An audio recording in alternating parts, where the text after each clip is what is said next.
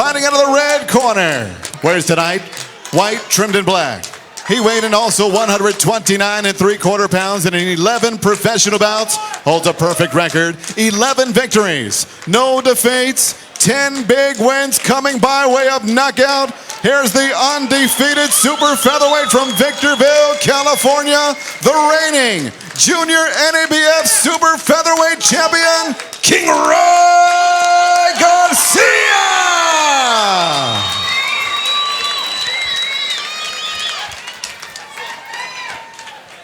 We went over the rules in the dressing room. This is for the junior NABF featherweight title. Protect yourselves at all times. Obey my commands at all times. Touch gloves, give them hell at the bell. All right, that's Tony Zaino giving the final instructions, and Ryan Garcia told us after the fight, that quick 30-second knockout against Miguel Carrizosa. He was having dinner at the MGM Grand after the fight, and everyone went crazy when they saw his knockout made the SportsCenter top 10. He said, I hope that Valenzuela can take a shot so I can break him down and people can see my other skill sets beyond my lightning quick speed and my power punches. Gotta watch out what you ask for, right? Exactly. You know, Ryan has a lot of speed. He's very fast, great amateur fighter, and he brings it up to the ring tonight. You know, showing his skills, his confidence, and his speed. Remember, speed kills. If you don't see it coming, you're gonna get hurt. He's got the shorts, say Raging Bull, honoring the late Jake LaMotta. So he said he's a boxing historian.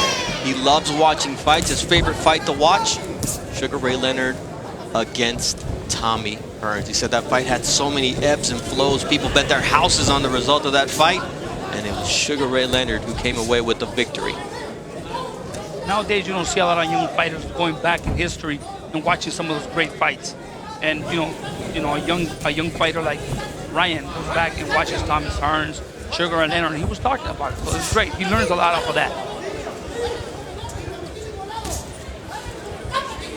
Honoring a legend, Jake LaMotta, a very charismatic kid. I asked him, you know, how do you not get overconfident? He said, I know there's a very fine line between being cocky and being confident. He says, but being in the ring, in the gym against fighters like Vasyl Lomachenko, like Jorge Linares, and holding my own, that's where my confidence comes from knowing that I can handle that.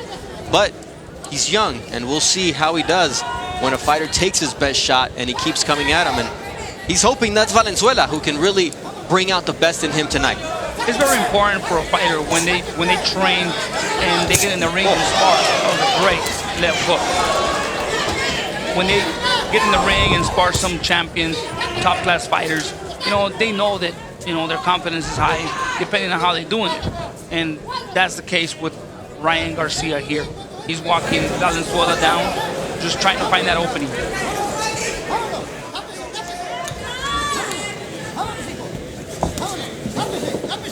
You've got a young fighter who drops people in the gym all the time in Virgil Ortiz, and Ryan Garcia has a win over Virgil in the amateurs.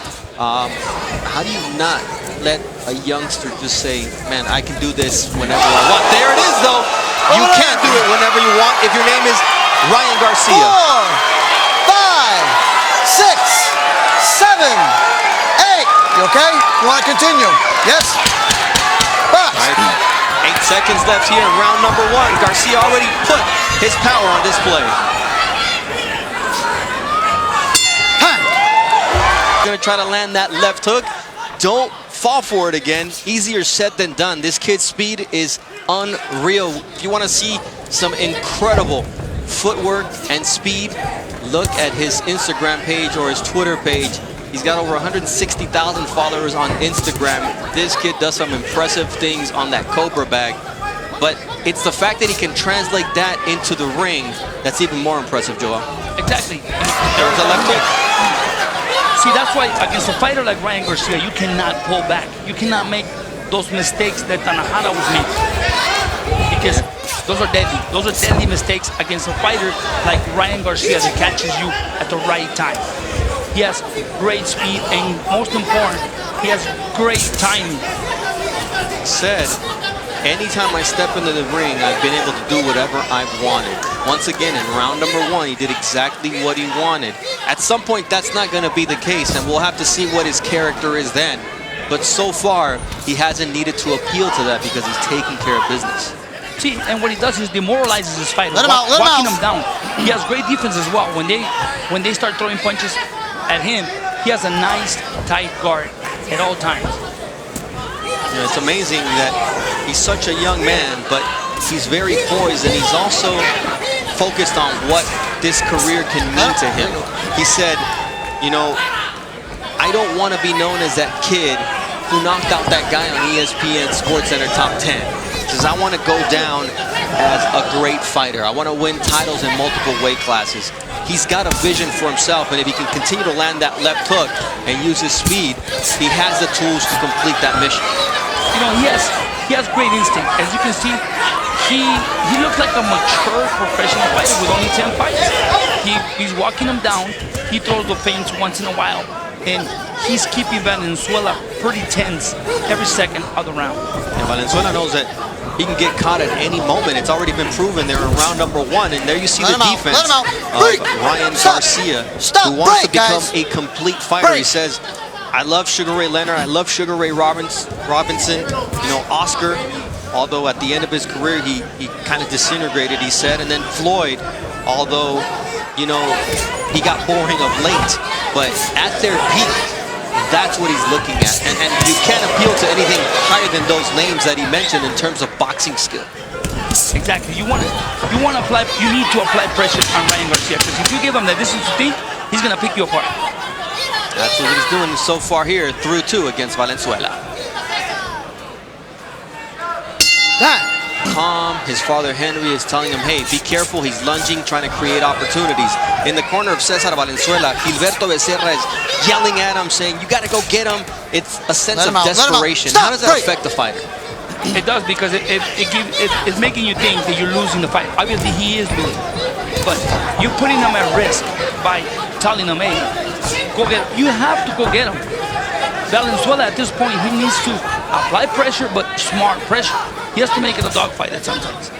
But Ryan Garcia's father gave him the correct instructions. Feint him, make him walk back. He don't know how to walk back.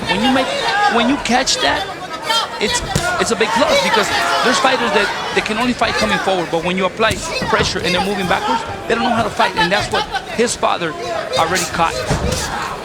And when you look at Ryan Garcia, he told us regarding Cesar Valenzuela, I expected him to be a lot taller, but he's the same size as me.